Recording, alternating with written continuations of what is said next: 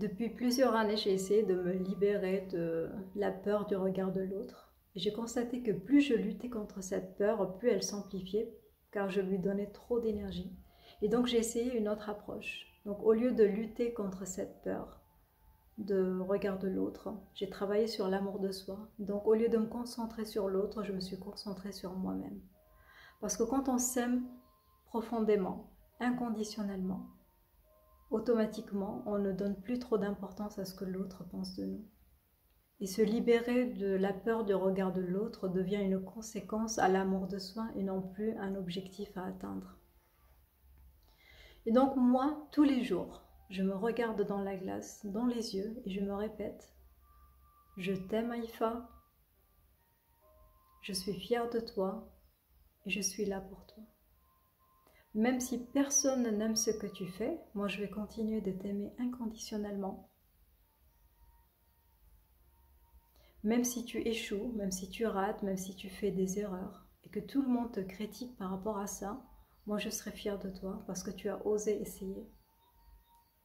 Même si tout le monde ne t'accepte pas, même si personne ne comprend tes choix, même si tout le monde te rejette, moi je serai toujours là pour toi.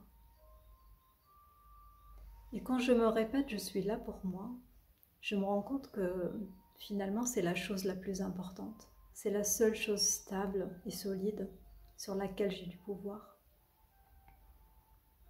Et quand on fait ça, on rassure notre enfant intérieur.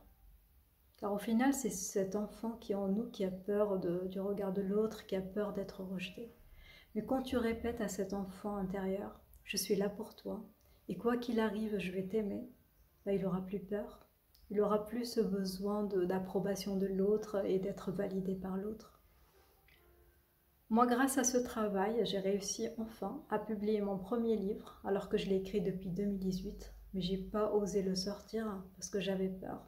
J'avais peur qu'on ne m'accepte pas comme je suis, qu'on ne m'accepte pas par rapport à mes choix, par rapport à mon identité, ma culture, mes origines, etc. Mais quand j'ai compris que la seule personne la plus importante qui doit m'accepter, c'est moi, bah ça m'a complètement libérée. J'ai réussi après à faire mon premier live, mon premier podcast, de créer ma chaîne YouTube, de faire cette vidéo, alors que j'étais incapable de faire tout ça. Après, je ne peux pas vous dire que je me suis libérée à 100% de la peur du regard de l'autre. Mais au moins aujourd'hui, je sais sur quoi je dois travailler et je sais sur quoi je dois me concentrer. Cet exercice du miroir est tellement puissant et tellement simple que je me dirais qu'on pourrait le proposer dans les écoles maternelles. Moi, je rêve d'un monde où les enfants, le matin, avant de démarrer les activités à l'école, ils se regardent dans le miroir. Et il se répète, je t'aime, je suis fière de toi et je suis là pour toi. Je me dis, un enfant qui intègre ces notions, il aura un super estime de soi et il va pouvoir avancer librement vers ce qui est important pour lui.